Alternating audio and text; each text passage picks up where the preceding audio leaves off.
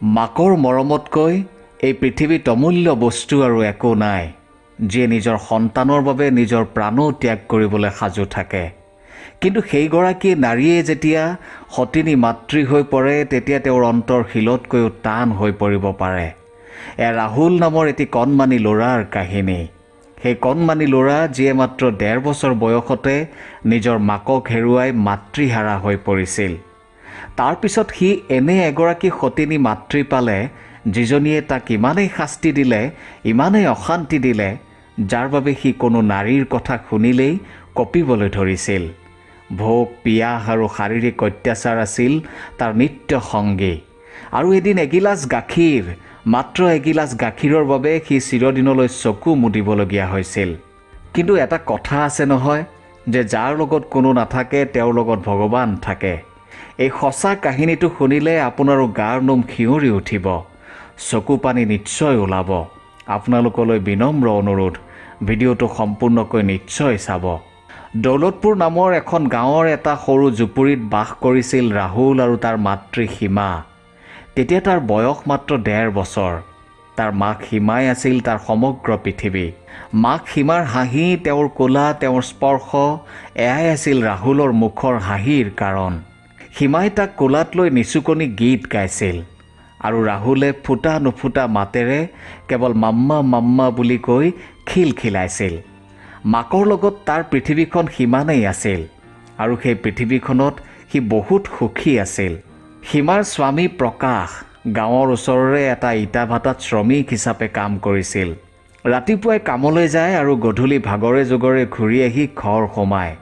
তাৰ মাজতো তেওঁ যি হাঁহি ফূৰ্তি কৰিছিল, তাৰ একমাত্ৰ কাৰণ আছিল ৰাহুল।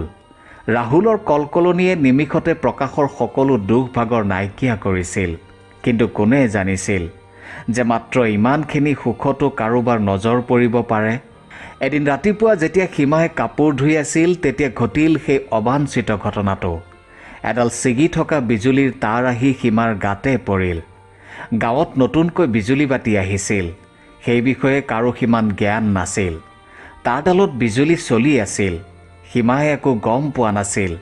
মাত্ৰ এটা কঁপনি আৰু সীমা মাটিত ঢলি পৰিল। অলপ দূৰতে চোতালতে ৰাহুলে খেলি আছিল। মাকক মাটিত তেনেকৈ পৰি যোৱা দেখি সি চিঞৰি চিঞৰি কান্দিবলৈ ধৰিলে। কিন্তু গম পোৱা নাছিল যে তাৰ মাক সীমা আৰু কেতিয়াও উঠিব নোৱাৰে। ওচৰতে থকা আন মহিলাসকলে ৰাহুলৰ কান্দোন শুনি দৌৰি আহিল। কোনোবাই সীমাৰ মূৰত পানী ঢালিলে, কোনোবাই বুকুখন লাহে লাহে হেঁচিলে, কোনোবাই গৰম তেল আনি মালিচ আদিও কৰিলে, কিন্তু একো কামত নাহিল। নিমিষতে প্ৰকাশৰ সংসাৰখন ভাঙি চূৰ্ণ বিচূৰ্ণ হৈ গ'ল। তেওঁ ৰাহুলক কোলাত লৈ গোটেই ৰাতি উচুপি উচুপি কান্দি থাকিল। অবুজ ৰাহুলেতো বুজিয়েই পোৱা নাছিল যে তাৰ মাক কিয় উঠা নাই, কিয় মাকে তাক বুকুত সুমুৱাই লোৱা নাই, কিয় আজি মাকে তাক লৈ নিচুকনি গীত গোৱা নাই। সীমাৰ মৃত্যুৰ পিছত প্ৰকাশে কেইমাহমানলৈ ৰাহুলক অকলেই চম্ভালিবলৈ চেষ্টা কৰিলে। কিন্তু দিন হাজিৰা, ঘৰৰ কাম আৰু ৰাহুল, এই সকলো অকলে চম্ভালাটো প্ৰকাশৰ বাবে সম্ভৱ নাছিল। সেয়েহে ওচৰ চুবুৰীয়াই প্ৰকাশক পৰামৰ্শ দিলে যে সি আন কোনো মহিলাৰ সহায় লোৱা উচিত, যাতে ঘৰখনো চম্ভালিব পাৰে আৰু ৰাহুলেও যাতে মাকৰ দৰে মৰম পায়। গাঁওবাসীৰ কথা আৰু নিজেই চিন্তা কৰি অৱশেষত প্ৰকাশে এগৰাকী মহিলাক বিয়া কৰালে, যাৰ নাম আছিল ৰূপা। ৰূপাৰ ঘৰ ওচৰৰে এখন গাঁৱত। কম বয়সীয়া, কথা বতৰা মিঠা আছিল তাইৰ। প্ৰকাশে ভাবিছিল যে ৰূপাই কিজানি ৰাহুলৰ দ্বিতীয়গৰাকী মাক হ'ব পাৰিব। আৰম্ভণিতে সকলো ঠিকেই আছিল। ৰূপাই ৰাহুলক পেটৰ পোৱালিৰ দৰেই মৰম কৰিছিল।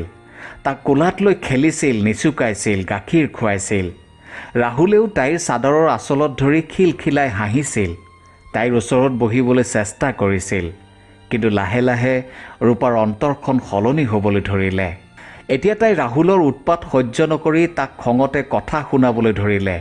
যদি ৰাহুলে কেতিয়াবা ভুলতেও কিবা বস্তু মাটিত পেলায় বা মাটিত বহি খেলে, তেতিয়াই তাই তাৰ ওপৰত চিঞৰ বাখৰ কৰে। কথাই কথাই তাই ৰাহুলক পিটিবলৈ ধৰিলে। এদিনটো তাই সকলো সীমা চেৰাই গ'ল। ৰূপাই পাকঘৰত ৰন্ধা বঢ়াৰ কাম কৰি আছিল। হঠাৎ ৰাহুলৰ কিবা এটা কাণ্ডত তাইৰ খং উঠিল। তাই গৰম হেতাখনেৰে ৰাহুলৰ কান্ধত লগাই দিলে। ৰাহুলৰ অসহ্যকৰ চিঞৰ শুনি ওচৰতে থকা আন মহিলাসকল দৌৰি আহিল, কিন্তু ৰূপাই তেওঁলোককো গালি পাৰি খেদি পঠিয়ালে। এই ল'ৰাটোৱেই দুৰ্ভগীয়া, নিজৰ মাকৰ মৃত্যুৰ কাৰণ, এতিয়া ই মোকো মাৰিব। গাঁওবাসীয়ে এই সকলো কথা জানিছিল, কিন্তু কোনেও এই বিষয়ত মাত মতা নাছিল, কাৰণ ৰূপাৰ মুখখন বৰ চোকা আছিল। তাই কাজিয়া কৰা বিধৰ ছোৱালী, সেয়েহে কোনেও তাইৰ লগত লাগিব নিবিচাৰিছিল। প্ৰকাশেও বহুবাৰ তাইক বুজাইছিল, ৰূপা, সি বহুত সৰু, তাক ইমান নামাৰিবা। কিন্তু ৰূপাই প্ৰকাশকো কথা শুনাবলৈ এৰা নাছিল, আৰু প্ৰকাশেও পিছলৈ একো ক'ব নোৱাৰা হৈছিল। ঠাণ্ডাৰ দিনত যেতিয়া প্ৰকাশ আৰু ৰূপা বিচনাত শুৱে, ৰাহুলৰ বাবে তাত ঠাই নাছিল। ৰাহুলে মনে মনে ৰূপাৰ ওচৰলৈ গৈ শুব বিচাৰে, কিন্তু ৰূপাই তাক ঠেলি বাহিৰ কৰি দিয়ে। ৰাহুলে কান্দি কান্দি গুচি আহে আৰু কোনো এটা চুকত শুই পৰে। ৰাহুলে এতিয়া কেৱল ভয় আৰু শংকাতহে জীয়াই আছিল। তাৰ বয়স এতিয়া 5 বছৰ। তাৰ চকুত এক আচৰিত ধৰণৰ নীৰৱতা আছিল। সি গাঁৱৰ আন ল'ৰা ছোৱালীৰ লগত সদায় খেলে, কিন্তু সি কেতিয়াও নাহাঁহে। তাৰ মুখৰ হাঁহি যেন কেতিয়াবাই হেৰাই গৈছিল। গাঁৱৰ সৰু সৰু ল'ৰা ছোৱালীবোৰেও তাৰ গাত সতিনী মাক ৰূপাই মাৰপিট কৰা চিন দেখি ঠাট্টা কৰিছিল, হাঁহিছিল, কিন্তু ৰাহুলে তাৰ প্ৰত্যুত্তৰ নকৰাকৈ আঁতৰি গৈছিল। তাৰ মাজতে এবছৰ পিছত প্ৰকাশৰ ভায়েক অবিনাশৰ বিয়া হ'ল। ছোৱালীজনীৰ নাম আছিল মায়া, এজনী পঢ়া শুনা কৰা আৰু গভীৰ বোধ শক্তি থকা ছোৱালী। তাইৰ ঘৰ আছিল দৌলতপুৰ গাঁৱৰে ওচৰৰ আন এখন গাঁও হৰিপুৰত। নতুন বোৱাৰী ঘৰলৈ অহাত ঘৰখন আনন্দ উলাহেৰে ভৰি পৰিছিল। মায়াই সৰু সৰু ল'ৰা ছোৱালীবোৰক প্ৰায়ে মিঠাই খুৱাইছিল। সকলোৱে দৌৰি দৌৰি তাইৰ ওচৰলৈ আহিছিল, কিন্তু এটা কোণত ৰৈ থাকিছিল ৰাহুল। ৰাহুলে মায়াক সদায় দূৰৰ পৰাই ৰৈ চাইছিল, কেতিয়াও ওচৰলৈ যোৱাৰ সাহস কৰা নাছিল। সি মায়াক মিঠাইও নুখুজিছিল আৰু একো প্ৰশ্নও নকৰিছিল, মাত্ৰ নীৰৱে চাই থাকিছিল। মায়াই গম পালে যে এয়া প্ৰকাশ দাদাৰ ল'ৰা ৰাহুল। সৰুতেই তাৰ মাক সীমাৰ মৃত্যু হৈছে। সতিনী মাক ৰূপাই তাক খুব মাৰে, পিটে। ৰাহুলৰ কথা জানি শুনি মায়াৰ হৃদয় দুখত ভৰি পৰিল। তাই ৰাহুলৰ ওচৰলৈ গ'ল। ৰাহুল, তুমি কিয় দূৰত থিয় হৈ আছা? আহা, মোৰ ওচৰলৈ আহা। মায়াৰ কথা শুনি ৰাহুল মায়াৰ ওচৰলৈ গৈছিল, কিন্তু চকুত ভয় আৰু শংকা স্পষ্ট আছিল। তুমিও মোক মাৰিবা নেকি? কিন্তু মায়াই তাৰ মূৰত হাত বুলালে, তাৰ ফটা কাপোৰযোৰ ঠিক কৰিলে আৰু লাহেকৈ সাৱটি ধৰিলে আৰু ক'লে, ৰাহুল, আজিৰে পৰা তুমি মোৰ ল'ৰা, ঠিক আছে? এতিয়া এই মিঠাইটো খোৱা, তাৰ পিছত মই তোমাক সাধু ক'ম। সেইদিনা প্ৰথমবাৰৰ বাবে ৰাহুলে কোনো মহিলাৰ কোলাত বহি সুখ অনুভৱ কৰিছিল। সঁচাকৈয়ে যেন মায়া তাৰ মাক সীমা আছিল। মায়াই এতিয়া ৰাহুলৰ সকলো কামেই কৰিছিল, তাক শুৱাই থোৱা, তাৰ লগত খেলা ধূলা কৰা, তাক সময়মতে খুওৱা, সকলো। আৰু তাই যলৈকে যায় ৰাহুলকো কোলাত তুলি লৈ যায়। গাঁওবাসীয়ে মায়াৰ গুণ বখানি কৈছিল, মায়া সঁচাকৈয়ে এগৰাকী ভাল বোৱাৰীয়েই নহয়, এগৰাকী দেৱী। এই কথা ৰূপাৰ কাণত পৰিল। তাই মায়াৰ এই কাম কাজ ভাল পোৱা নাছিল, আৰু গাঁৱৰ মানুহে তাইক প্ৰশংসা কৰাটো তাই একেবাৰেই ভাল পোৱা নাছিল। ৰূপাই মনতে ভাবিবলৈ ধৰিলে যে এতিয়া মায়াইহে এইখন ঘৰত ৰাজ কৰিব। তাইৰ কথামতেহে এতিয়া সিহঁত চলিব লাগিব, আৰু এতিয়া তাই ৰাহুলকো তাইৰ পৰা আঁতৰাই নিব।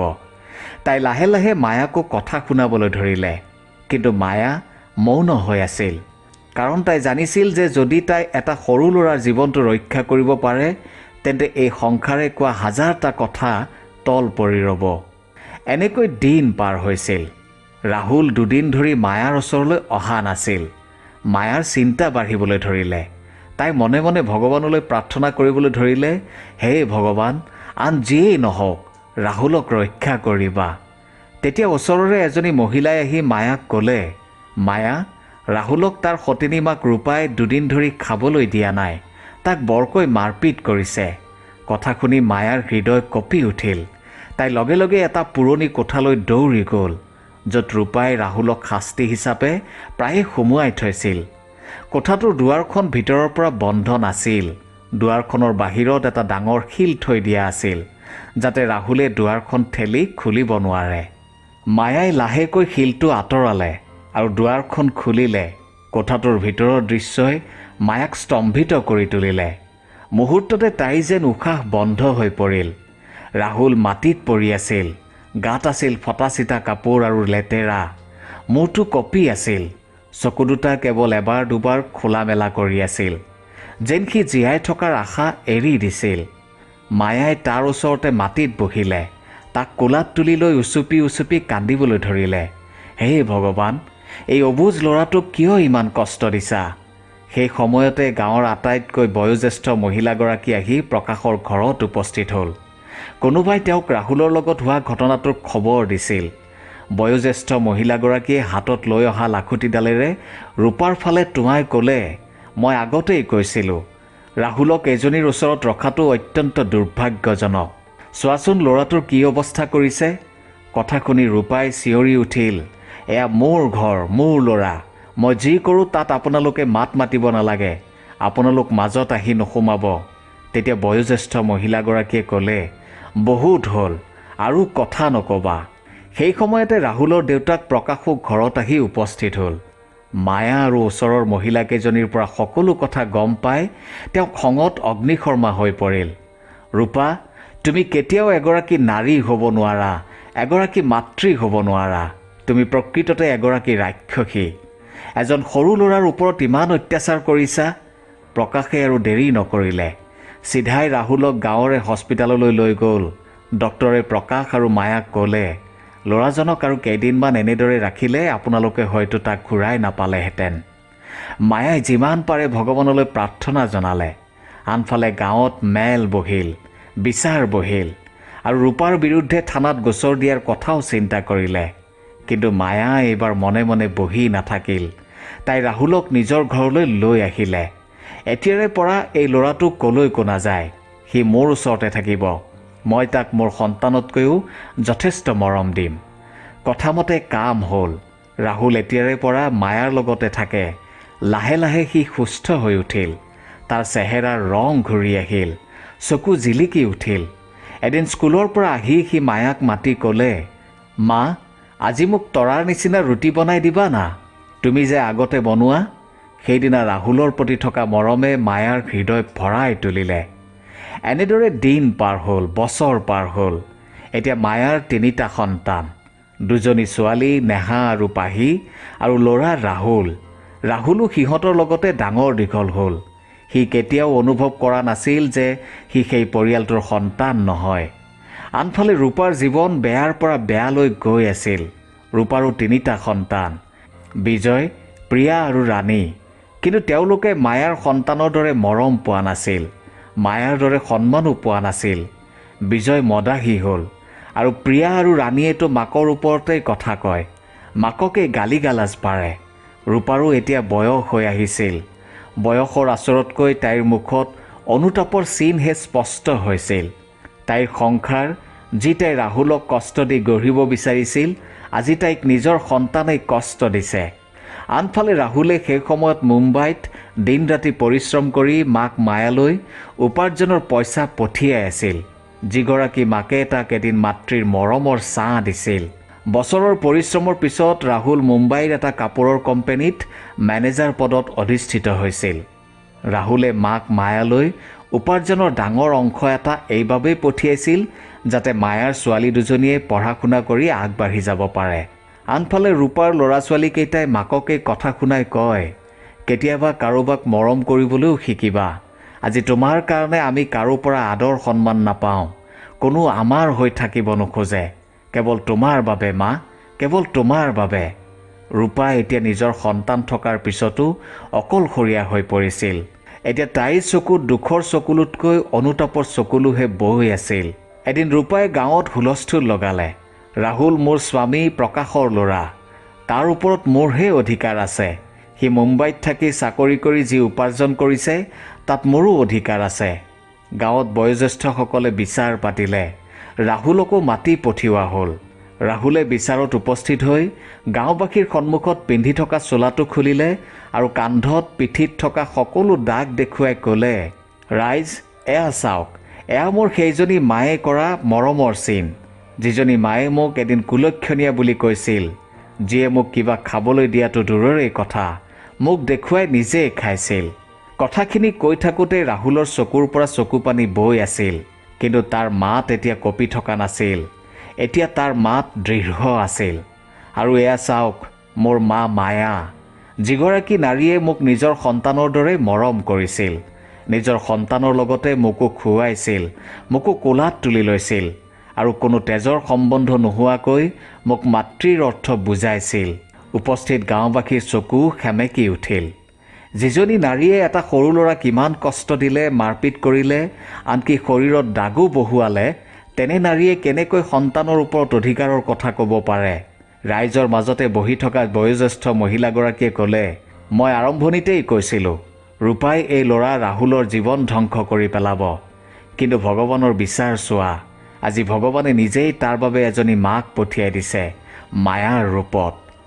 গাঁওবাসীৰ কথা শুনি ৰূপা এইবাৰ চিঞৰি চিঞৰি কান্দিবলৈ ধৰিলে। মোক ক্ষমা কৰি দে ৰাহুল, মই তোৰ লগত বহুত বেয়া কৰিছোঁ। কিন্তু ৰাহুলে মাত্ৰ হাঁহিলে। তোমাক মই ক্ষমা নিশ্চয় কৰিব পাৰিম, কিন্তু তোমাক মা বুলি কেতিয়াও মাতিব নোৱাৰোঁ। ৰাহুলে এইবাৰ মায়াৰ ভৰি চুলে। তুমি মোক মানুহ কৰিলা মা, এতিয়াৰে পৰা মই তোমাৰ ছাঁ হৈ সদায় তোমাৰ লগত থাকিম। এদিন দৌলতপুৰত ঢোল পেঁপা বাজি উঠিল। বিয়পি পৰিল আনন্দৰ লহৰ। ৰাহুল আৰু সাবিত্ৰীৰ বিয়া। সাবিত্ৰী এজনী গুণী জ্ঞানী ছোৱালী। তাইও মায়াক নিজৰ মাকৰ দৰেই মৰম কৰে, শ্ৰদ্ধা কৰে, সন্মান কৰে। ৰাহুলে এতিয়াও মুম্বাইতে চাকৰি কৰি আছে আৰু সাবিত্ৰীয়ে ঘৰতেই থাকি মায়াৰ লগতে মায়াৰ সন্তান দুটি নেহা আৰু পাহিৰ পঢ়া শুনাৰ যত্ন লয়। আনফালে ৰূপা এতিয়া সম্পূৰ্ণ অকলশৰীয়া, ৰোগীয়া। এই সময়ত তাইৰ খবৰ লওঁতাও কোনো নাই, আনকি তাইৰ স্বামী প্ৰকাশো। এতিয়া ৰাহুল, মায়া আৰু সাবিত্ৰী এটা পৰিয়াল, য'ত তেজৰ কোনো সম্পৰ্ক নাই, কিন্তু আছে গভীৰ অন্তৰৰ সম্পৰ্ক। মায়াই ৰাহুলৰ কাৰণে সেই সকলো কৰি দেখুৱাইছিল যি প্ৰতিগৰাকী নাৰীয়ে হয়তো কৰিব নোৱাৰে। প্ৰিয় দৰ্শক, আপোনাৰ জীৱনতো তেনে কোনো সম্বন্ধ আছে নেকি? যদি আছে, তেন্তে আপুনি তাৰ পৰিচয় দিব পাৰিবনে? আপুনি কি ভাবে? আপোনাৰ মতামত নিশ্চয় জনাব। আৰু আপুনি ভিডিঅ'টো ক'ৰ পৰা চাই আছে সেয়াও নিশ্চয় জনাব। ধন্যবাদ।